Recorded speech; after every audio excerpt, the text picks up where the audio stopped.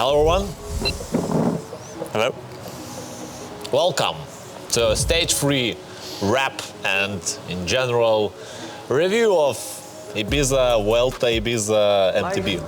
Is this? I like this. What Vuelta means? Lap round. Lap? So why it's lap? Around Vuelta. Around Ibiza. Yeah, so that's true. We actually did whole lap in 3 days. And today it was on the southwest corner of an island. The scenery was amazing. We could have seen something. Myself, I didn't so much. What about you? Did you have a chance to enjoy the views during the stage? Yeah, I think the scenery today was the best one of 3 days. And we rode about 5 Ks on the edge of the cliff. It was quite incredible, I would say. Talking about the edge, we will continue about this later, but maybe we should start from the beginning. How it was compared to previous days, and in general, what was our goals and what was our achievements during the stage 3. So today's stage was the shortest one, less than 60K with 1.5K elevation too. So it was fastest one. The average speed was 22, but not so much more than previous days. Yeah, I expected a little bit more. But the single tracks weren't very fast, and that part on the cliff also was quite slow because of the rocks. So again, as yesterday, organizers made a mistake on the start line, and we didn't know if we are starting now or not, and the last moment we just started with a small gap between first wave and our wave, so we had to catch them, so it was quite tough at the beginning. The roads were narrower today than the previous days at the start. And we hit the first climb in first K. It was quite fast, but the group split about 5th kilometers. So we stayed in the second group, which split in smaller ones later on the climb. Yeah, one thing to add about the start is that on the third day it was a bit different than the second day because the organizer removed the tape before the start, and he kind of said to participants, "You don't go now," probably in Spanish. But then everyone started to move. He started to physically stop them, but it was impossible for him to do that, and we just went away. Yeah, so it was quite intense in the beginning of the stage, and the group, I don't know, we lost quite fast, even the second one, I guess. And then we've been moving in, I don't know, third or fourth group of the beginning. And then I crashed. We had quite a good company until Thomas crashed. Then we had some regrouping and calming down for half an hour to keep up the pace. And when we got quite good company of women leaders and some other men teams, who we continued for last hour or so. Yeah, and the women's team, it was 2 teams, Buff Megamo and Soldau. Sí. And Buff Megamo, I was surprised why they were not their original jerseys, but that was probably the leader jersey, the yellow one. So you live and you learn. I noticed that only after the race I realized that. So, and it's strange that mixed teams don't have leaders jersey; they ride in their own jerseys. So I wonder why it's so. But maybe that yellow jersey is only for elite, like leaders jersey. Mixed also is elite. There is no age groups even for mixed. So in our teams per age group, there was no leader jersey. Yep. So maybe that's the reason why mixed also didn't have it. Anyways, I think that at some point we could have overtaken women's earlier than we did, but on that steep downhill, which was like you go step down, you go around one level, and then you go another step down. So before that moment, we could have overtook them because we were not descending really fast. You've been at the back and probably could have just overtook them, but you was good enough and don't let me behind them. That's why we just continue moving. We were just a bit stronger in that cliff descent and all those stones, sand as well, so I overtook everything them twice. Except mountains. Yeah, everything except climbs and So talking about the edge, today we were like few places, at least two, where Andrejus went like 2 meters, no, probably even less, from the edge of the cliff. There was one place, probably should have been marked up in a way, because imagine that you go full gas, you want to overtake from the left, and then you see that there is a hole to nowhere. But on that area, there are pictures and organizers' Facebook account, like priceless, and definitely from racing perspective, you don't see that beauty when you look at it from the bird's eye view. Yeah, you could see, but it's difficult to look around because the terrain is very rough and you need to look down not to hit some rocks. And talking about going those rocky downhills, where do you look mostly? Like in front of your, like under your front wheel? Probably not. You look a bit more in front, so how? 10-20 meters in front, and there were some places where we had to find where the track is continuing, in 100 or 200 meters in front of us, because it wasn't a single track or wide road, it was, I don't know, 100 meters wide track where you can choose any trajectory. It felt like Dakar, where you have a desert, just in this instance it was not sand, but it was stones, and you can choose any path you want as long as you go where the orange ribbon goes. Yeah, arrows. Oh, the first day we had quite, at least some interesting finish. We managed to overtake one team on the finish line, so we didn't come to finish alone today. Yeah. Somehow it was a group of 5 people, including us. And then at some point I shouted to you, go outside. I don't know whether you heard it or not, but you did it. So I felt like I made a decision where we should go. But then actually there was quite a huge gap between us. You sprinted, I followed from the back, and basically we didn't respond.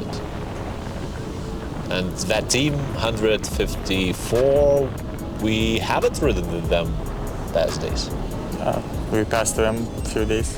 We few passed times. them? Yeah. We changed jerseys today. Yeah, I realized that because only one of those 2 guys was with grill jersey. Grill jersey. And the other grill team, which we raced both days except this one, finished 3 minutes ahead of us or something like that. Actually, after the finish, it was a funny moment because we just finished, we received the medals of participation, and then camera guy comes to me, like with camera.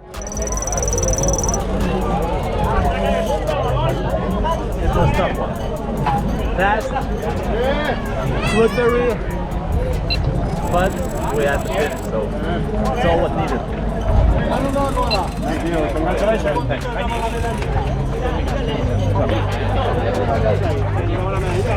He should pass it. I would elaborate a lot more about this. Oh, you don't imagine how good it was. So was it good? Well, what's your experience in this race? So overall the race was quite good. I would give 5 star out of 5 for this stage race.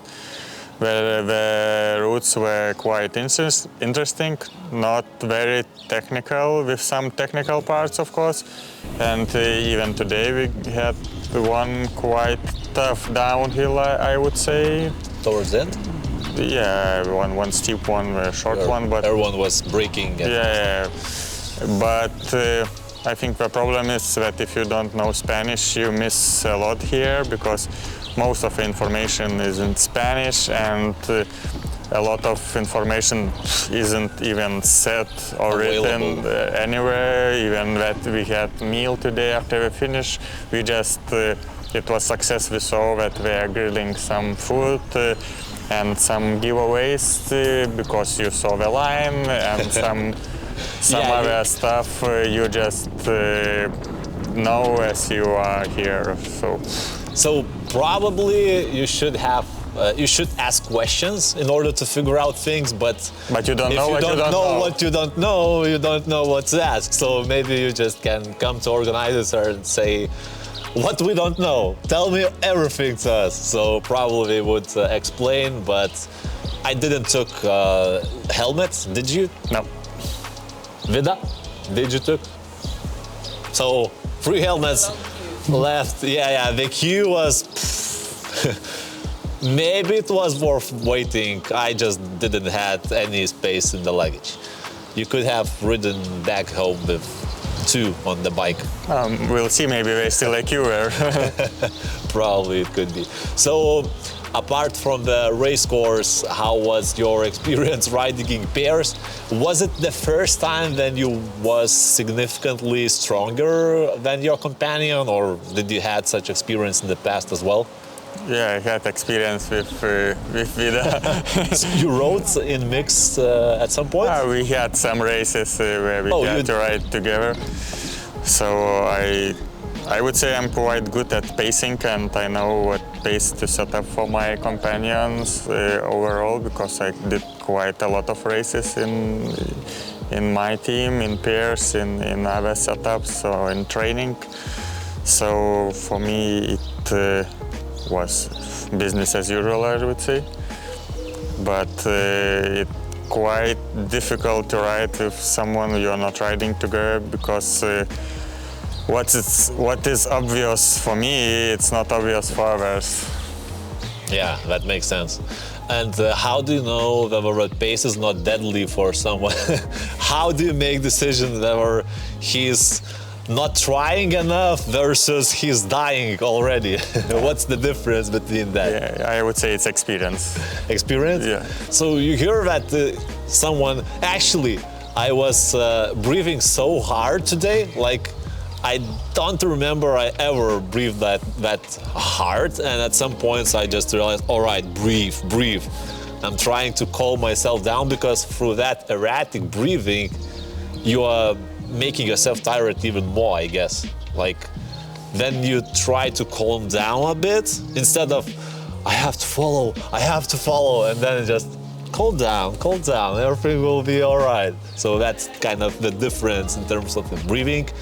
But yeah, for me, it was, so today Andrejus and his wife were going to the city. Myself, I'm going for a dinner and I'm going into bed because tomorrow is stage 4. I'm just busted. Yeah, tomorrow is stage 4, and we decided that we will take all the most beautiful single tracks, we'll join into 100-kilometer loop, and we won't do it. At least this year, not. But you have ferry in the evening tomorrow. I will stay here for a few more days to do a few more stages. No, I'm not going to. And would you repeat this next year? Maybe you would return here as individual rider and take the podium among those? I think this race is not for individuals, it's for pairs. It's individuals, like e-bikes are just an addition to official race. So I would come back sometime here, maybe, because what's interesting here, I see that organizers try to change courses year by year. It's not the same one, so it's a plus definitely for this event. Some areas like second and third stages, I believe they were quite similar to past years, but the first one, based on the GPX, we were like totally different. Some previous years it was prologue in the city, where probably you just do one lap Ours had a smaller amount of kilometers, and this year it's pretty intense, I guess. It was in total 200 kilometers or something like that. Yeah, but we did more with riding. Actually, I checked how many training stress score I calculated through those 3 days, so it's 900, something like that. Not bad. How much did you get? 500. So quite an effort for me. Did TSS depends on the watts that were available or not? Yeah, it's on watts, so I don't have power, so it's... So it's probably less. Vida, side question.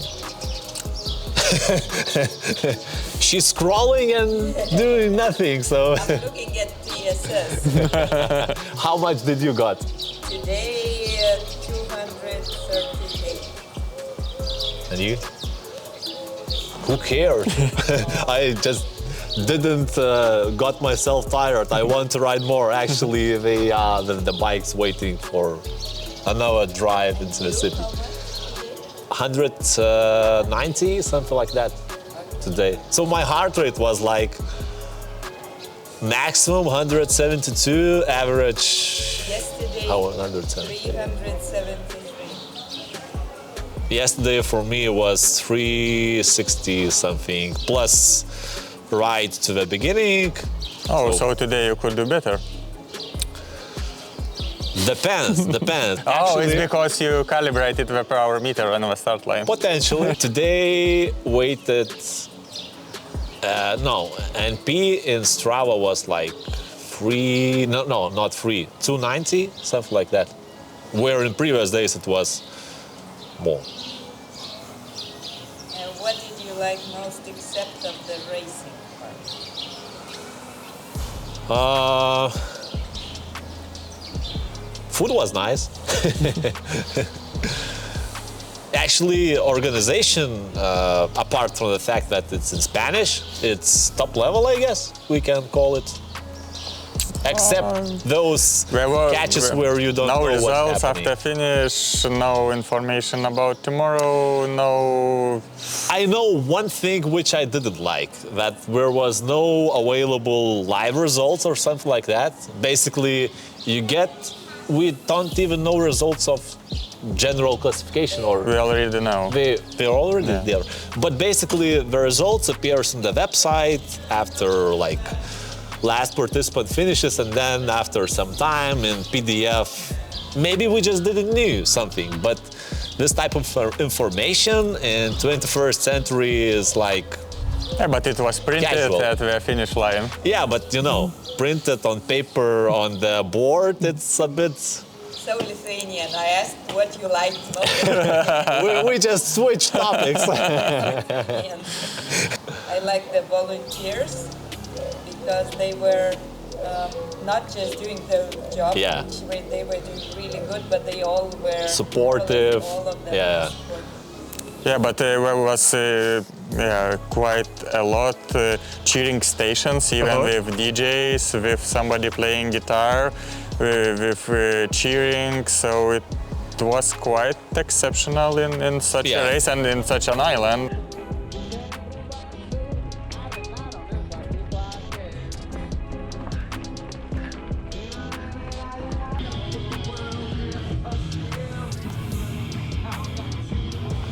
And you hear like some good hit at high volume, so yeah, that adds a bit.